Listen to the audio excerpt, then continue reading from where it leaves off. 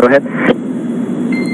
Yes, we are just about 15 minutes out from the close burn. You can expect a tank transition approximately 4 minutes into the burn from land tank to orbit tanks. Additionally, there will be a cabin fan swap during the burn or just after the burn. And SpaceX is go for the close burn.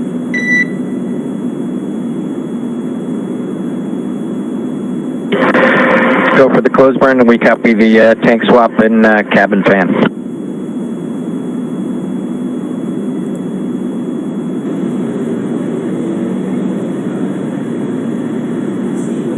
All right, that back and forth that we just heard there between Crew Dragon and Core here in Hawthorne was basically just saying that we are go to begin the closed co-elliptic burn. Which, like we said, is going to be raising Dragon's orbit. Yeah, coming up in just under 14 minutes. The crew, you'll hear them get a lot of details in these calls, and for this crew in particular, we know that they've asked for every little tidbit about Dragon to be on their displays or radioed up to them. And literally what they were being told is just some of the different tanks that are feeding these Draco thrusters they're going to be transitioning between, and they told them they're going to have a cabin fan changeover. That's something that would be pretty audible, as just like on board the space station inside Crew Dragon, there's a lot of kind of ambient noise for these crew members, so they're able to hear things like the cabin fan, which is constantly just moving the atmosphere inside because you don't have natural convection in microgravity, so hot air doesn't rise unless so you have to actively be moving that atmosphere the entire time. And so these crew members are trained to expect to hear different sounds, different sights when they're going through these different maneuvers, and so they like to get those kind of updates from the Core and the teams down here on the ground, just so they're not caught off guard for anything. Yeah, exactly. So like we said, this will be the third of 5 major burns that Dragon will be performing, and it is the last burn that will be occurring before Bob and Doug go to sleep. They've already had their meal. They will hopefully be giving us a little tour of Crew Dragon here in the next several minutes, and then they'll have a quick medical evaluation with their flight surgeons, and then they get the okay to take an 8-hour-long nap. And again, we want to make sure that we're allowing them, to the best of their ability, get those full 8 hours. So that is why, we have this close burn, and then we'll do the last couple. SpaceX Dragon. Go ahead. Hey, Laura, would you mind taking the cameras down for a couple minutes if it's convenient? Sure, we can disable the interior cameras for you. I did have one additional question on the breathing masks when you have a minute. Go ahead. Yes, we were wondering if you had pulled them out and stowed them yet. Yes, we have. They're right next to each of our seats. Okay, copy. Thank you very much. And Doug, just want to confirm we do have no interior cameras configured. Thank you.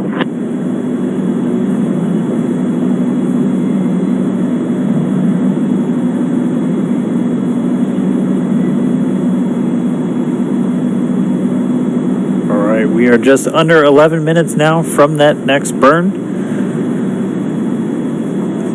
Haven't been tracking any issues with Dragon so far throughout today's flight. Hopefully we keep that up over the next couple of hours until they make their way all the way up to the International Space Station. This is going to be, as Kate was saying, the last burn for quite a while. We won't do the 4th of our 5 burns, that transfer burn, for almost another 11 hours from now. So Dragon's going to just kind of stay in this altitude below the International Space Station, about 10 kilometers or so, roughly co-elliptic with it, for quite a while, pretty much throughout their entire sleep period. And then once we get to right after their wake-up time, we'll be looking to do these final burns, and then they'll be in much closer, just about 2.5 kilometers below the station's orbit, and that'll set them up perfectly for that final approach and docking.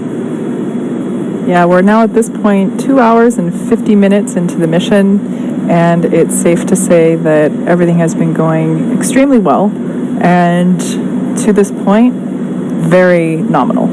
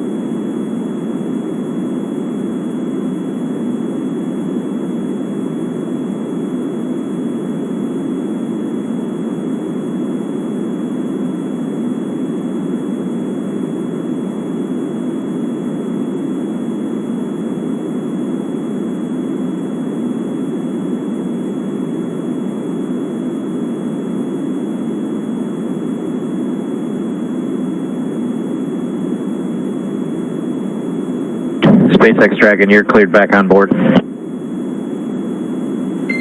Copy all. Thanks a lot.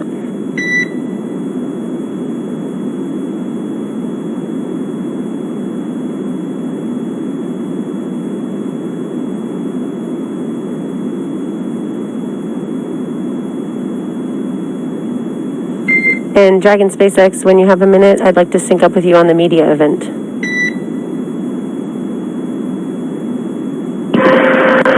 We are available. Let's talk about it. Okay, so if you have the PDF open, I've got a couple of sections of talking points. I was thinking that you could get through a couple of those sections. If you have a preference, we are open to what you'd like to do.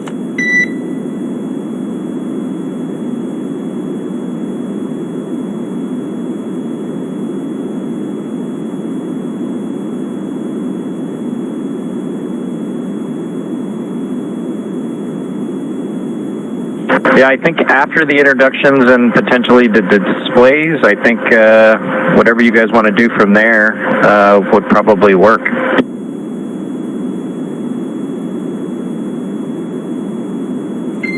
Yeah, Doug, if you want to show some good views out the windows, that might be really cool for everyone.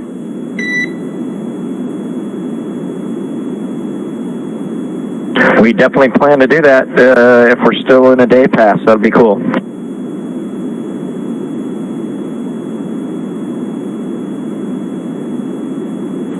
We should have some good views for you during that ground pass. Excellent.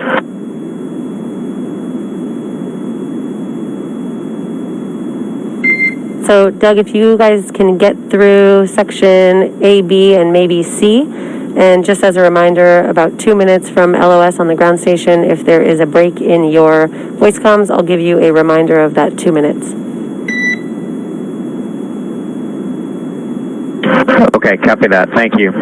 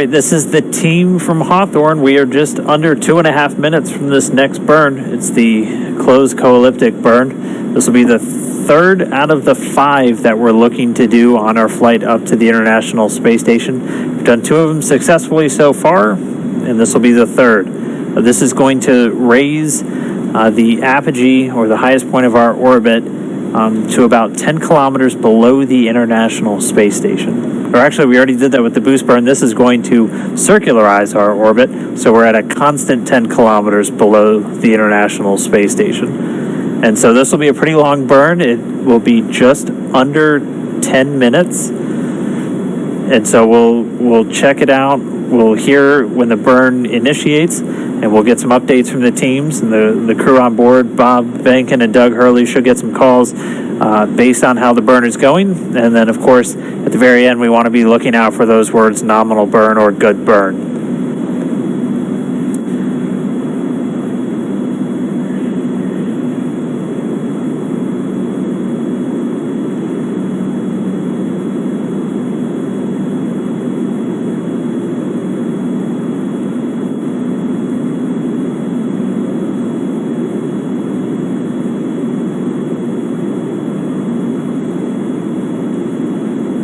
And counting down, we should be 1 minute away from this burn.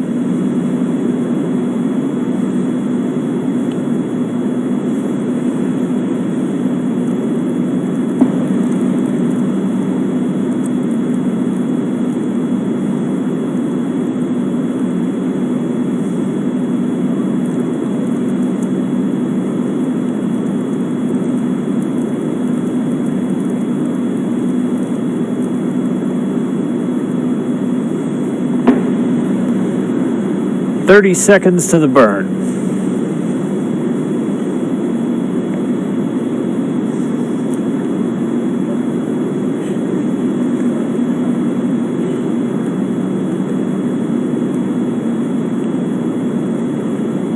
Less than 10 seconds standing by for confirmation that the burn has started.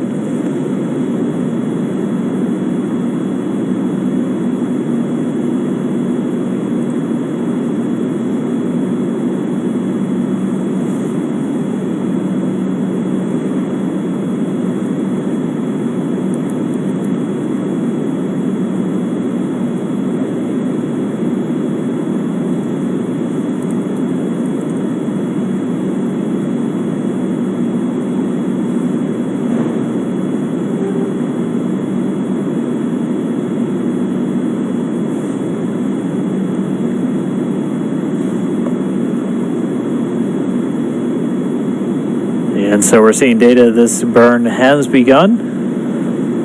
Again, this is the close burn. We are expecting these Draco engines to fire for about 10 minutes, a little less than 10 minutes total. So the burn has begun. We'll continue to get status updates on it throughout. Yeah, so right now, Dragon is firing the 4 forward bulkhead Draco thrusters. And like I mentioned before, we use these primarily to help Dragon in the delta velocity maneuvers that, require bigger changes. There are a total of 16 Dracos on Dragon. The other 12, so we got the 4 that are firing right now. The other 12 are located in the service section, and that's the part of Dragon that is around the base. And those are used for attitude and low impulse translational control. And right now we're coming up on 2 minutes since the start of the burn. Again, we're expecting just under 10 minutes.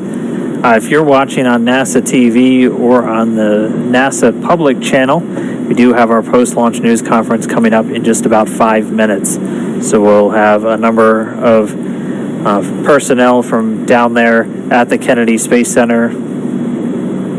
We'll have Administrator Bridenstine and the manager of NASA's Commercial Crew Program, Kathy Leaders, and then a representative from our partners at SpaceX, along with Kirk Shireman, the manager of the International Space Station program, and the NASA chief astronaut Pat Forrester. Again, if you're watching the coverage on NASA TV, on the public channel, that'll be coming up in about 4 minutes. For those of you still following us along on the SpaceX channels, our operational coverage is going to continue. We have this burn already started. It's the third of our fifth, and we are coming up, we're just past 2 minutes and 50 seconds into this burn. And if you've stayed with us this long throughout the entire webcast, we thank you. It has certainly been an exciting day, but just another thing for you to look forward to. In about 10 minutes, we're hoping to be able to chat with Bob and Doug and get some views from their point of view inside of Dragon and hear more about how the ascent phase went for them. Yeah, this is the first time we're really going to hear from them. They've been fully in operational mode the entire time, talking with the team down here in Hawthorne, so they're going to bring us on board. We heard a couple of the exchanges, even going to give us a look out the window. We should maybe even be getting a sunset, which will be pretty spectacular. But we're going to get to that after this burn is complete. We're almost at 4 minutes since the burn begun. And again, all told, it'll last just under 10 minutes.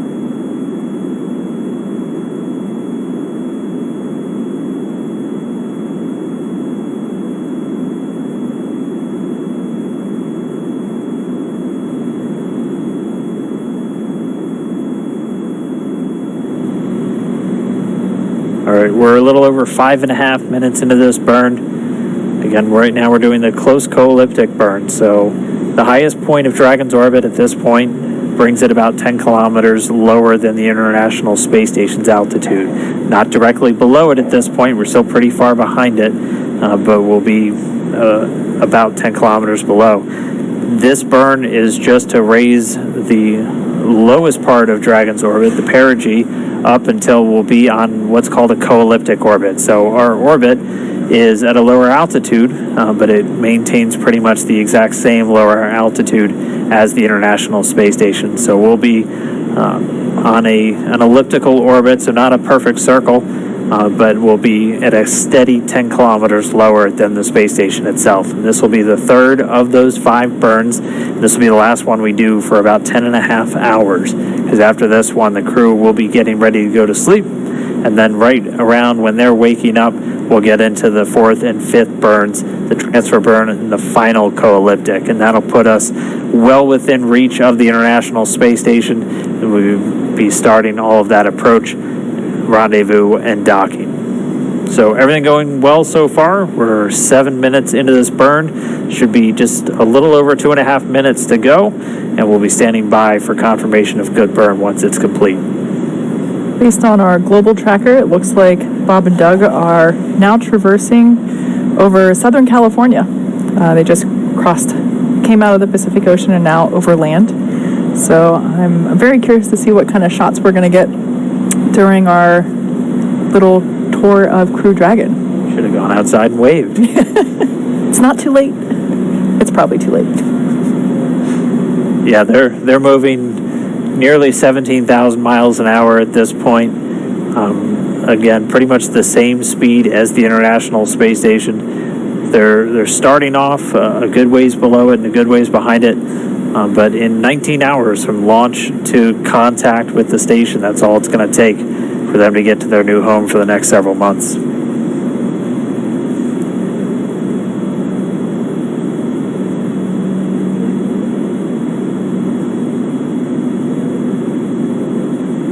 Just crossed 8 minutes into the burn. Again, this all told will be just a shade under 10 minutes.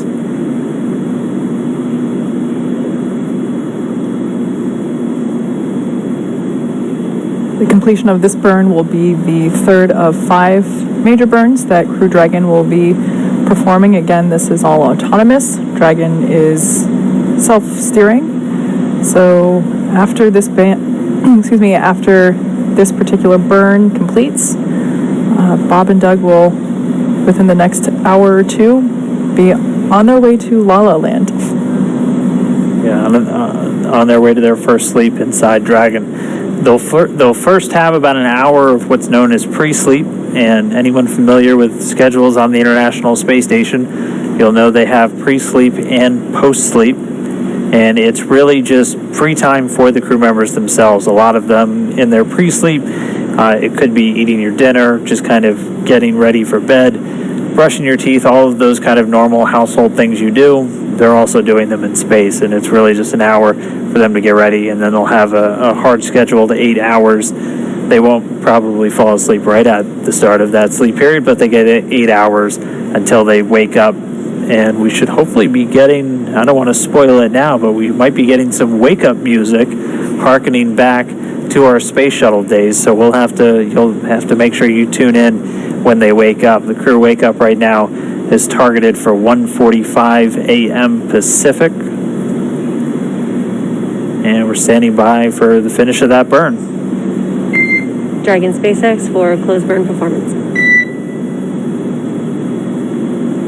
Go ahead, and you're a little bit weak. Copy, how now? Much better, thank you. Okay, so the closed burn is complete and was nominal, and I have a couple more words for you on the media event.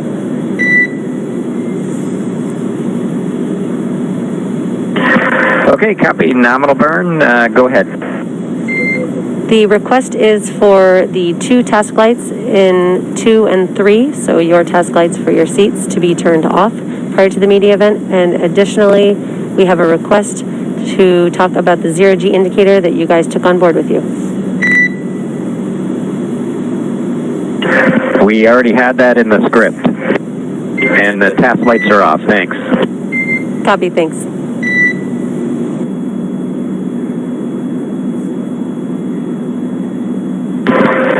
And we are ready anytime. If you guys want to do the count, it looks like the ground station will be up in about a little over a minute. Just let us know. Yep, we will give you a call.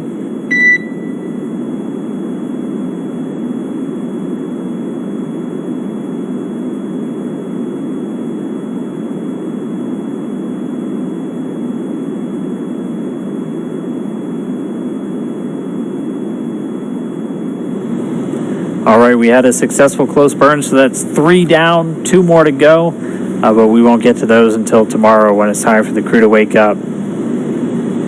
That's going to do it for me for now. I'm going to hand off to my colleague Leah Cheshire, who's going to be hanging out with Kate and everybody else following along as we get ready for the crew to go to sleep. First, we're going to have their really cool media event. I just heard they plan to tell us what that zero-G indicator, some of you might have seen a very sparkly dragon floating around inside the capsule. We're finally going to figure out what that is. So I'm signing off, but I'm going to stick around just to watch that because I still don't know and I really need to know. But it's been an amazing day. It was an amazing launch. I'm going to be back when it's time to dock. Thanks, everybody, for sticking with us. You're in great hands with Kate and Leah for the next couple of hours. I'll see you soon. All right, see you in the morning, Dan. So like you said, we're going to be stepping into a little media event. This will be the first opportunity that we've had to hear from Bob and Doug in non-procedural communications, basically meaning that everything we've heard from them have been pretty to the T in terms of, hey, this is what we're doing, this is how we're feeling. This little event that we have coming up, we'll be able to see the Dragon crew capsule from their perspective and get a little bit more info about how they felt on the way up.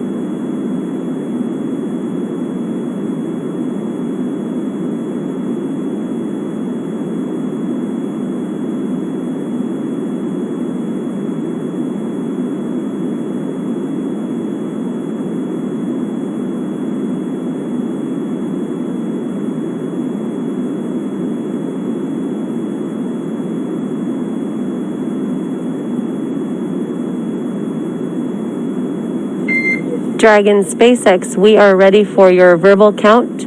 Hold the cabin mic in front of your face with your mouth visible to the camera and count verbally to 15.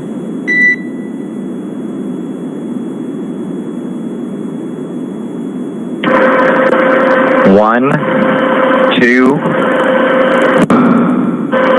4, 5, 6, 7, 8, 9, 10, 11, 12, 13, 14, 15.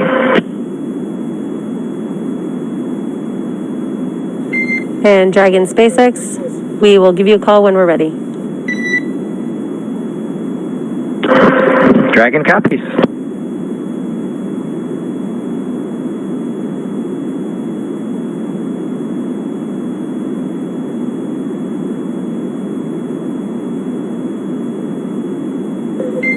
Dragon SpaceX, you are go to begin the media event.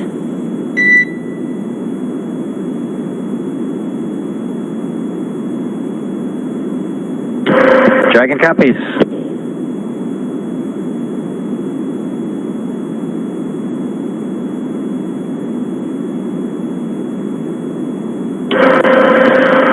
Well, everyone, welcome aboard Dragon. My name is Doug. Next to me is Bob. You probably know him. We're so glad to be with you this evening and welcome you on board Dragon. Got a couple things we want to talk about first before we kind of show you around. The first is kind of a tradition we've had over the years with spacecraft going way back to the Mercury era. And then a tradition that's been carried on ever since with all our space vehicles, including the Soyuz. We're given the honor to name this capsule. I know most of you at SpaceX especially know it as Capsule 206, but I think all of us thought that we could maybe do a little bit better than that. So without further ado, we would like to welcome you aboard Capsule Endeavour.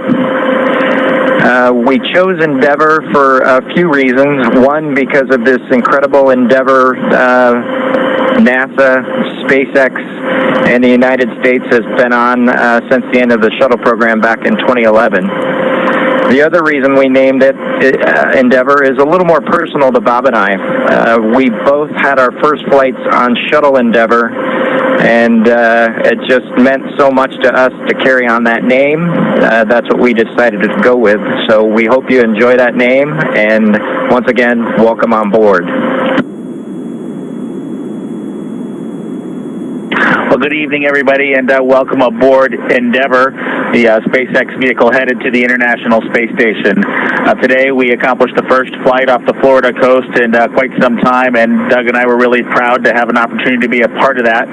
We're doing it in a brand new spaceship, a spaceship that's a lot different than its namesake Endeavour, the space shuttle, in that it has touch display screens that allow us to accomplish most of the interfacing requirements that we have. We'll have Doug pans over and points at the display in front of me. You can see the forward view that we had during the maneuvers that we most recently did. You can look out the window. It looks like the centerline camera doesn't have a lot of content on it now. We're kind of pointed into space so that the windows can see the Earth below us. But we've got the capability to interface with the vehicle, and it's kind of interesting. There's a command. This little button over here is actually what the commands are for our displays. One thing that does get lost is there is a extensive button panel down below as well. So over on this side, we can turn the displays on and off, as well as send some commands for some contingency situations. On the other side, we have the ability to deploy chutes and things like that on entry. So we do have some buttons, but the primary interface is these displays. So nice, new, modern cockpit that we've got for our compared to our namesake, the Space Shuttle Endeavour. I'm going to migrate a little bit away from our seats here, and Doug from his seat is going to continue to try to follow me so you can tell what can be seen from the seat that he sits in. So from his seat, when he is inside in the vehicle, strapped in, this is what his view actually looks like. You can see a window off to the one side. We each have a window that we can view out and see what's going on outside. That was exciting on ascent for us to be able to see the arm rotate away from the pad, and that's when we both, I think, knew that we were going to launch today. So that was super cool. I've got one on my side as well. The hatch that we came in is the hatch that's right behind me. It is a little bit of a tight quarters, but I'm going to try to demonstrate some of the capability that we have now that we're in zero gravity. So I think I was requested to do a backflip. I'm going to kind of do a side spin, which is a little bit of a permutation on that request. So hopefully you can see what it's like to actually float in zero gravity. And Doug and I are super excited that we got the opportunity to do this again today, even before the end of May. So that was super cool. We did, it turns out, end up with one stowaway on board our vehicle when we launched today.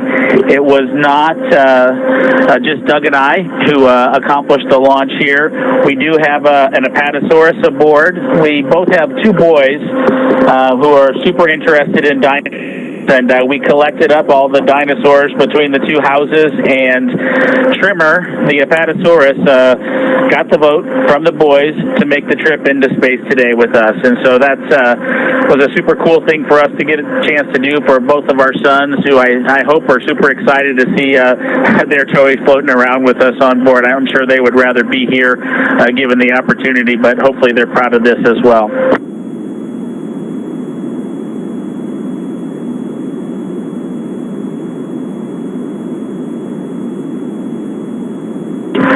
Okay, as we work our way towards one of the windows, unfortunately it's getting a little bit dark, but I don't know if Bob can pan over here. We just passed off of the coast of Newfoundland, and we're headed over to, over the Atlantic right now. I don't know if you can get a good picture of that.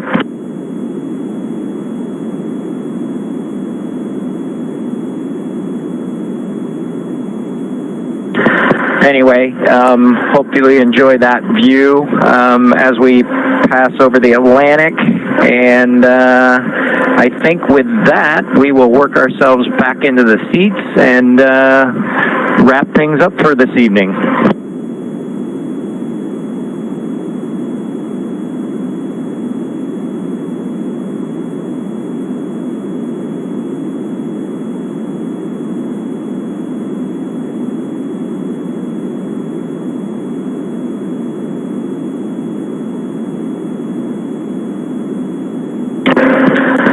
So Doug's there, making a nice big smile for the camera. I hope you enjoyed the trip today with us on board the Dragon Capsule Endeavour with our friend Trimmer, the Apatosaurus, and Doug and I. We just would like to thank SpaceX, we'd like to thank NASA, and we'd like to thank the American people for the opportunity today. And we're really proud of the entire team that was able to accomplish human spaceflight again from the Florida coast. Just a wonderful experience. Doug and I are just so proud to be a part of it, and just want to thank everybody who gave us this opportunity and worked so hard to make this happen today. So with that, I think it'll be good night from Capsule Endeavour. Good night to everyone at NASA, at SpaceX, and the United States, and congratulations to the teams that got us into orbit. And we're looking forward to seeing Chris Cassidy and his Russian colleagues on board the International Space Station tomorrow morning. Good night, Megan and Theo. And Karen and Jack.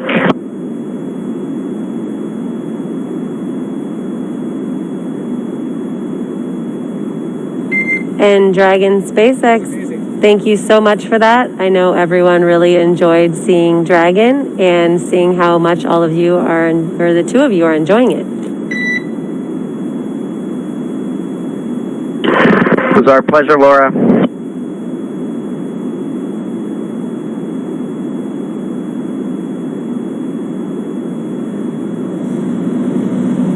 In case if you've just joined us, that was our first look inside the Crew Dragon capsule with Bob and Doug. Our first opportunity to hear what their experience has been like thus far. I think I can speak on behalf of anyone that's involved in this program that we're really honored that you guys chose such a meaningful name for the capsule, and we're very proud to have Bob and Doug, our favorite dads in space, on board Capsule Endeavour.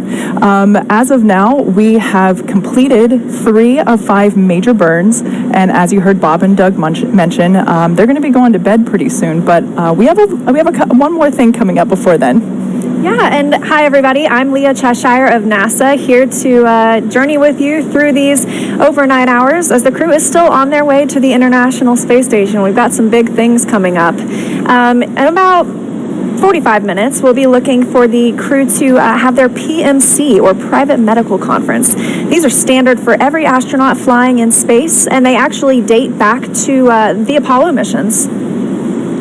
Well, we're really happy to have you on board. I'm sure Dan was exhausted.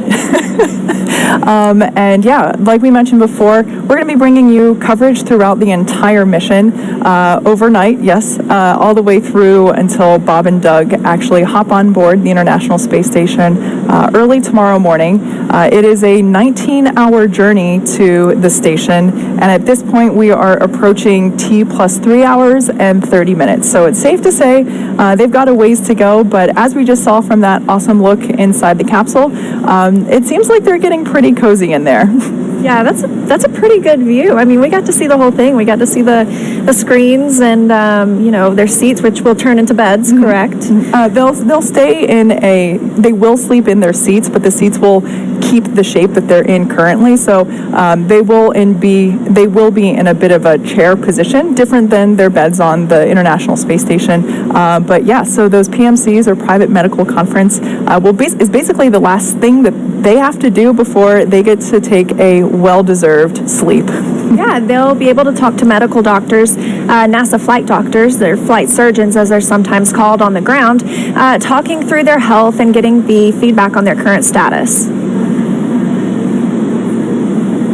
All of the crew members have a flight surgeon assigned to their mission. The flight surgeon is dedicated to their health care throughout the duration of the mission, including training, on orbit, and when they return. That means providing remote care to the astronauts while they're in flight or on the station. I think it's safe to say that, all of us that have been experiencing the global pandemic that we have, receiving something so important as healthcare virtually, it was something new for a lot of us. But, this type of healthcare procedure is standard procedure for NASA astronauts because, of course, we have to be looking out for any changes in their health and just general health checks while they're on station and, the entire journey up to station. So I think this is just another...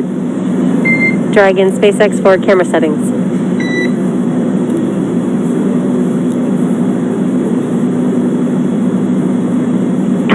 Go ahead, Laura.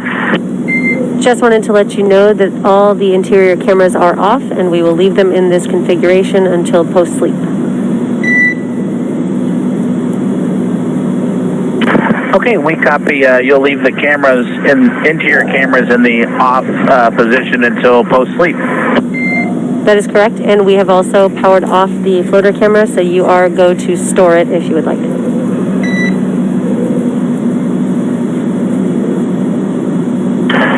Thanks, Laura. We'll put that in work and get the floater camera stowed away and have it ready for tomorrow. And just wanted to say, good to talk to you from low Earth orbit finally, instead of just from upstairs or downstairs. Yeah, I agree, Bob. It's nice to hear your voice in orbit rather than upstairs. I did just want to make sure that for solidarity purposes, there's no coffee drinking or tea drinking going on down there, right? I have to take the mask off to drink coffee, so, some coffee.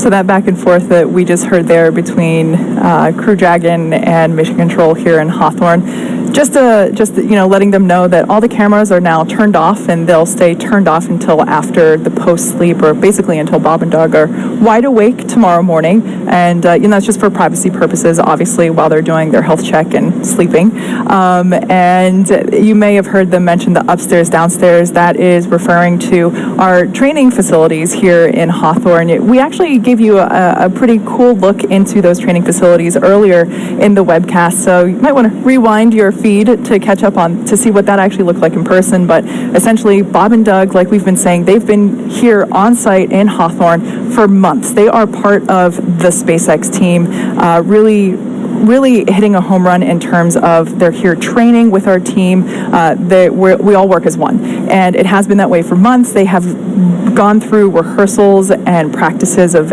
every possible procedure that they would go through, and so that's where that upstairs downstairs comes in, because Mission Control would be down here as they're walking through the procedures in the upstairs training capsule.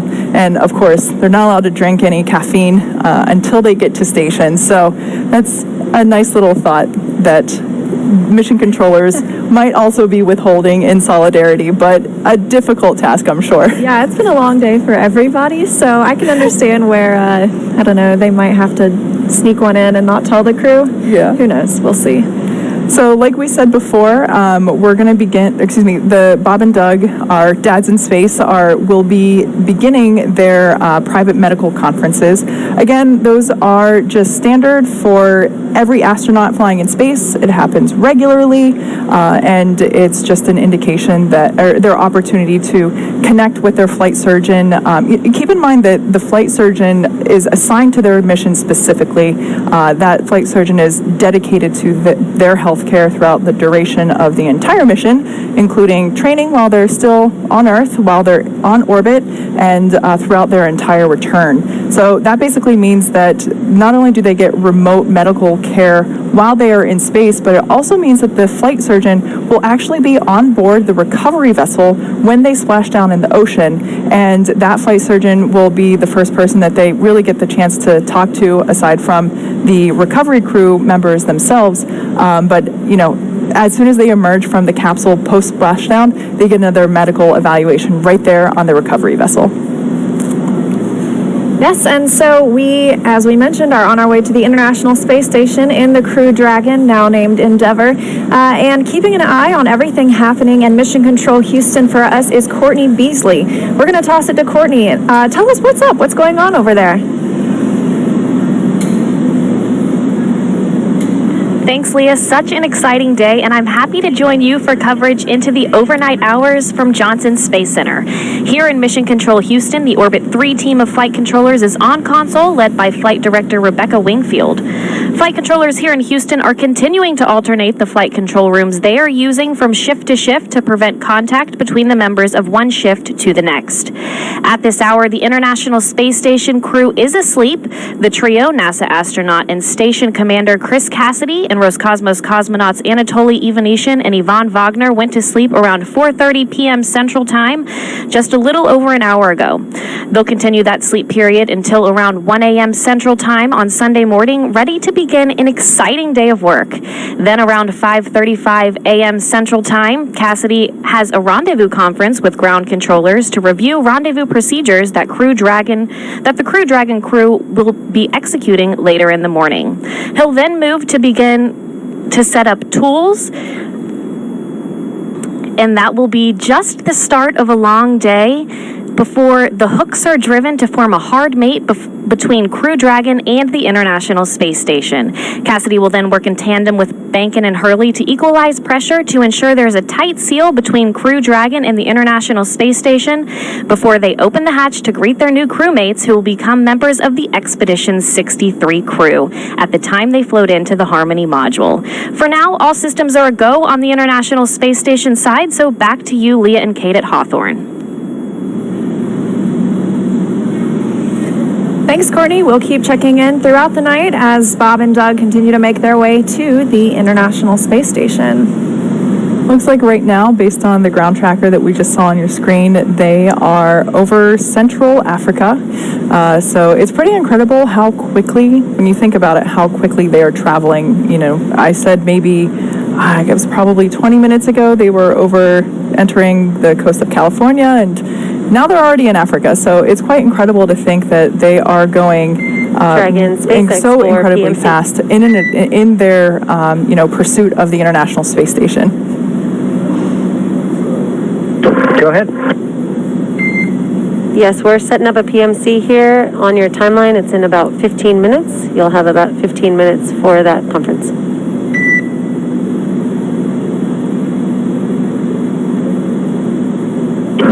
Copy that. We can start early or whenever they're ready.